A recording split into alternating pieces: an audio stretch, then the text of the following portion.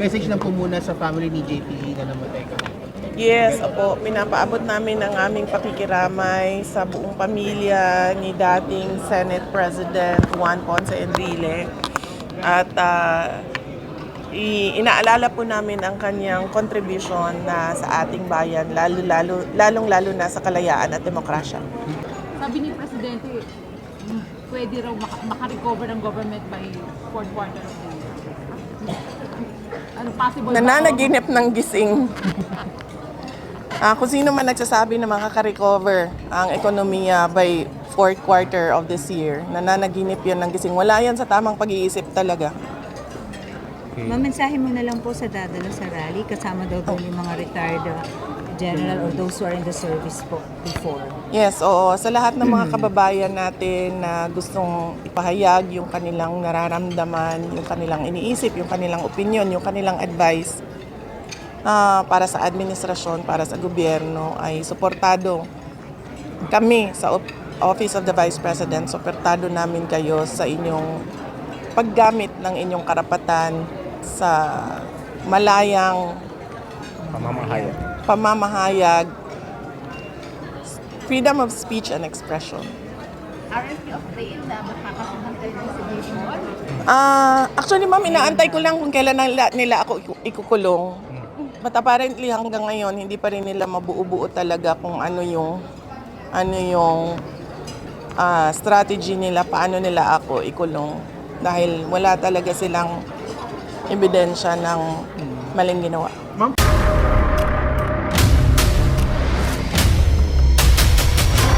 Bago tayo mag-umpisa, baka pwede nyong i-like ang video na to. Malaking bagay ang like sa aming mga content creators. Maraming salamat po.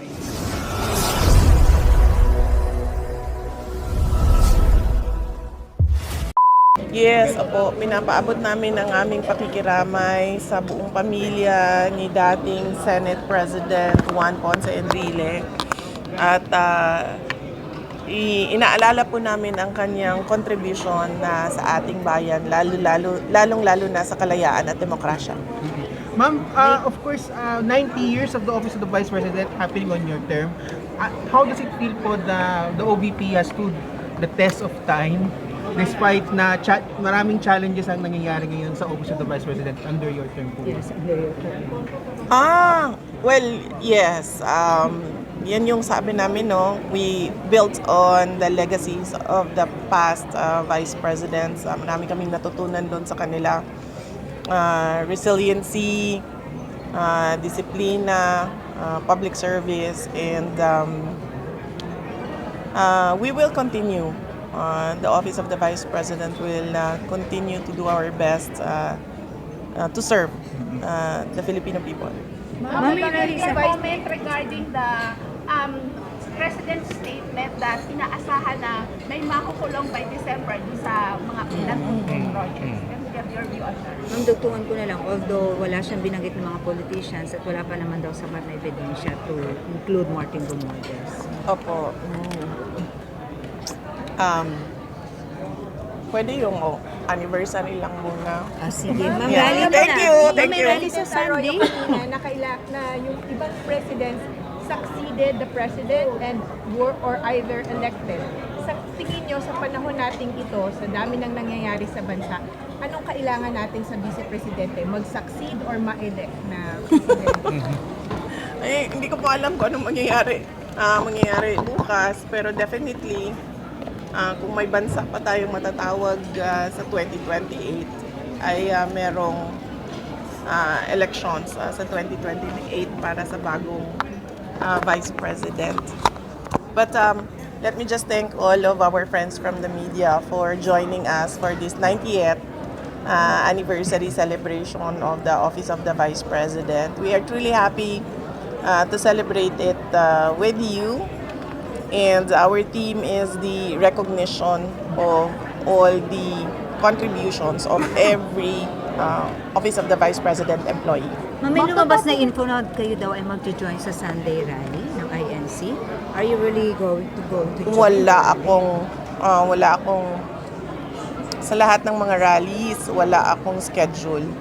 dito sa Pilipinas. Ang mga rallies na ginagawa namin ay laging nasa overseas or abroad. Pero I commit and I call on the administration, the government to respect the right of the people to freedom of speech and expression. Huwag masyado silang maging balat sibuyas. Ma'am, Last two wala- questions. Usapan po na sa 2028 kukunin niyo raw po na bilang Vice President daw po si Senator Amy Marcos. Ay, hindi pa po ako nakakapag-desisyon kung tatakbo ako sa 2028, ma'am. So, hindi pa po ako umabot sa punto na nag-isip kung sino ang Vice President. Ma'am, reaction lang po doon sa pagkaka-file ng sedition charges laban kay Congressman Kiko Barzaga. Parang sinasabi niya na parang sagot daw ito ng Marcos administration laban sa kanya na sobrang critical niya against the administration. And he's Yes, just oo. one of the 97, ma'am, na kinasuhan po ng CIDG. Oh, actually ako, meron din akong pending open investigation sa inciting to sedition and So, you have grave threats. You have subpoena, ma'am? Sandali tinawag na ba ako? Hindi ko maalala. Sa dami ng kaso ko, hindi ko na maalala ko. Parang last April yata. Tinawag Sa na DOJ, ako, no? Sa DOJ. Ay, sa DOJ, ma'am. No? Oh, yeah. DOJ. Pero nothing has something to do with the September 21 rally po. Wala naman kayong ganun, ma'am. Wala ako sa September 21 na rally. Iba yung sa akin. But it's the same case, inciting to sedition. And I think it's an open investigation until now. Ginagamit nilang panakot. At ang gusto ko lang sabihin ay, katulad kanina, sinabi ko, huwag masyadong maging balat sibuyas yung administrasyon. Dahil isa sa aspeto ng demokrasya at good governance ay dissent. At hindi mo pwedeng pigilan yun. Dahil karapatan yan ng mga tao na magsalita kung ano yung iniisip nila, kung ano yung nararamdaman nila. Kung hindi man pabor sa administrasyon o gobyerno na yung sinasabi ng mga tao, ay dapat respetuhin nila yon. Last question. Ma'am, yung sa destabilization, naniniwala ba kayo nagiging paranoid ng government? Oo naman, ma'am. Matagal na yan sila paranoid. Kailan ba sila nagsimula maging paranoid? Ang balita ko, nagsimula sila maging paranoid noong nagbabiyahe sila abroad. Na natatakot sila na wala na silang babalikan dito sa bayan natin. At nakikita nyo naman yung paranoia nila sa mga actions nila tulad nung panggigipit sa mga kababayan natin na nagsasalita kontra sa kanila, panggigipit sa mga taong gustong mag-witness sa mga kaso laban sa mga government officials natin ngayon na aliado ng administrasyon. At in fact, ang pinakamaganda na example dyan, yung the most vocal critic before everything, all this flood control scandal happened, the most vocal critic at the time was President Rodrigo Duterte. And they silenced him by kidnapping him and sending him abroad.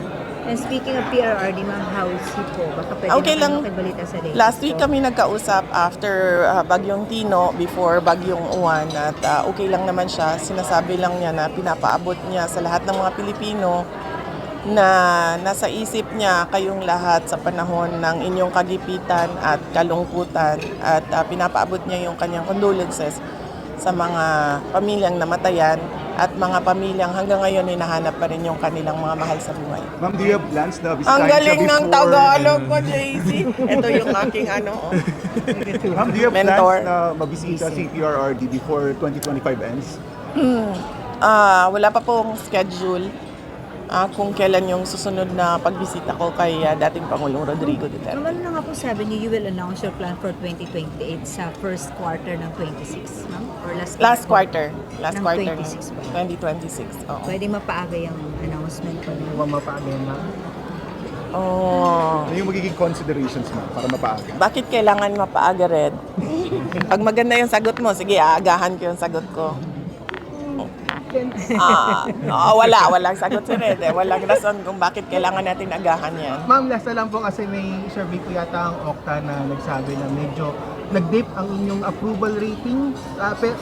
Less than majority, 47%. Medyo nag-dip. Pero yung kay Marcos po yata bumaba, especially sa Mindanao. What's your reaction po dun sa mga survey ratings po ng Okta and other research firms po, ma'am? Opo, assume natin no na assuming na yung paggagawa ng research nila ay tama, yung Office of the Vice President, hindi naman kami nagtatrabaho para sa trust or approval ratings. Kung ano yung commitment namin sa mga kababayan natin na mga projects, ay itutuloy pa rin namin yon.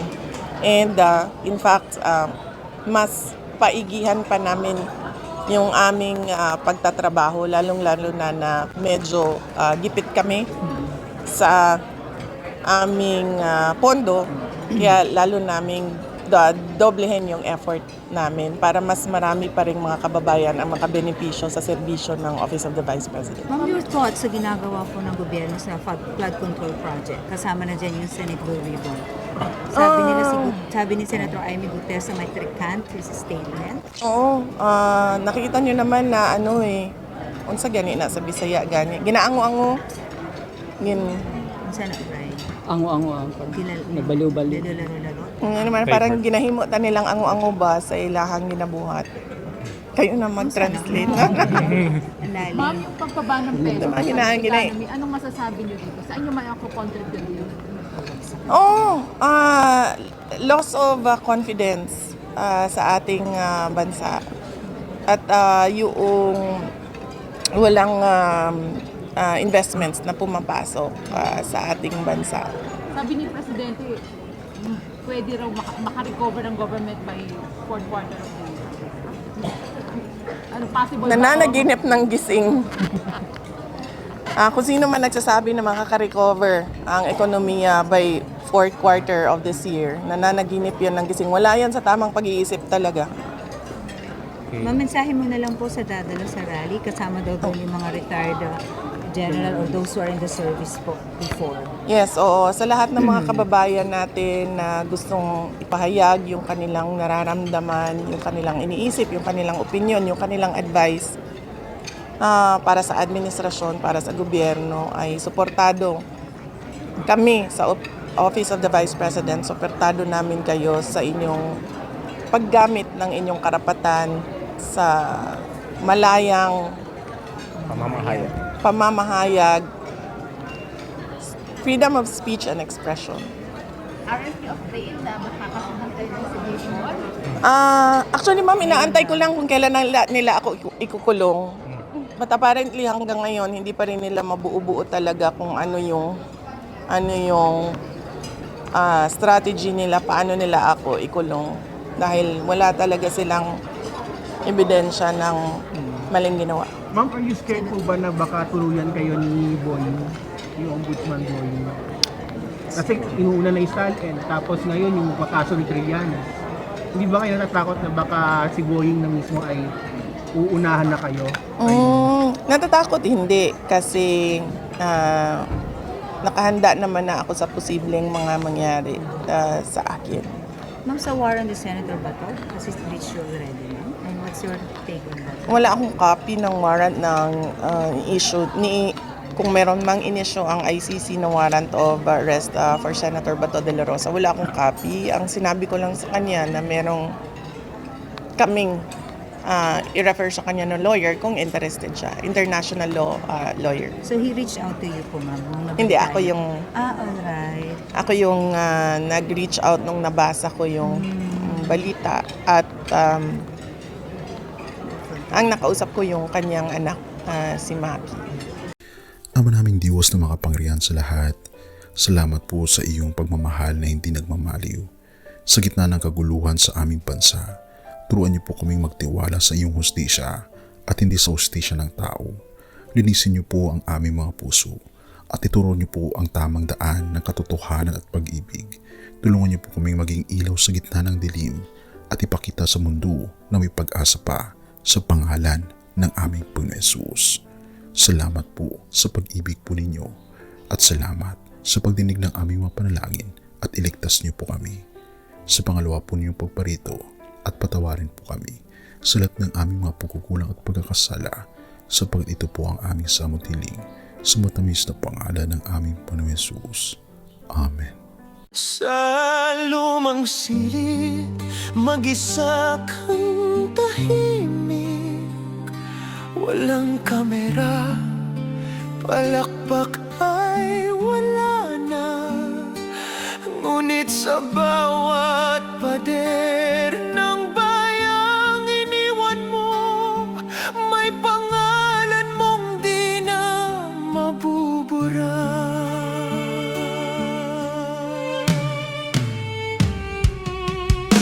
Minsan kang naging balikat ng mahihina, kalaban ng takot, kakampi ng masa.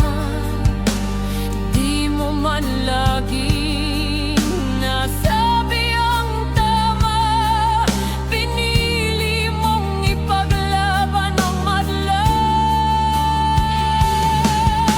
Hindi ka sakdal gaya naming lahat, pero tumindi ka nang walang pag-atras. At ngayong pagod ka na, tatay, kami naman ang sasalo ng bawat bigat.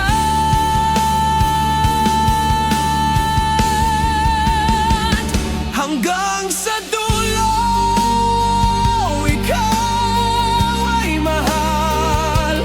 Kahit papagod na ang iyong katawan, tatay, salamat sa iyong paglaban. Ngayon, kami naman hanggang sa dulo. Di ka namin iiwan. Ang kwento mo'y dala ng bayan.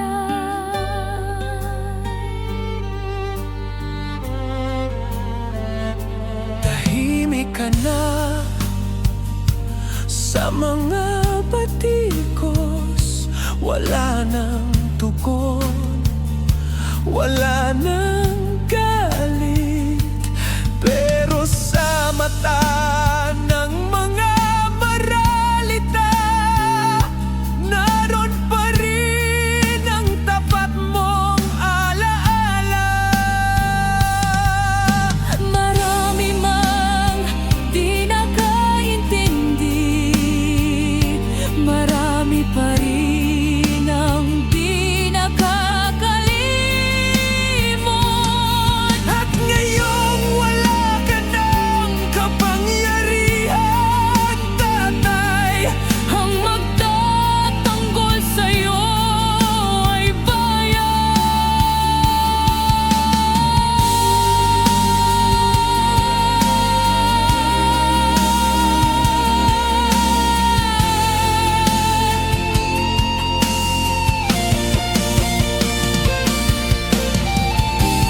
hindi ka nag-iisa, kahit ngayon.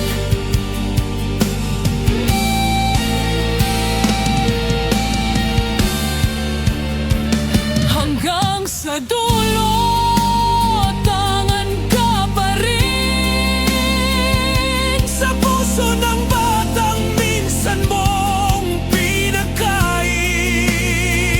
Hanggang sa dulo, di ka nag-iisa. Ang dasal ng bayan ay sa'yo pa rin. Tatay, kami naman ang lalaban sa ngalan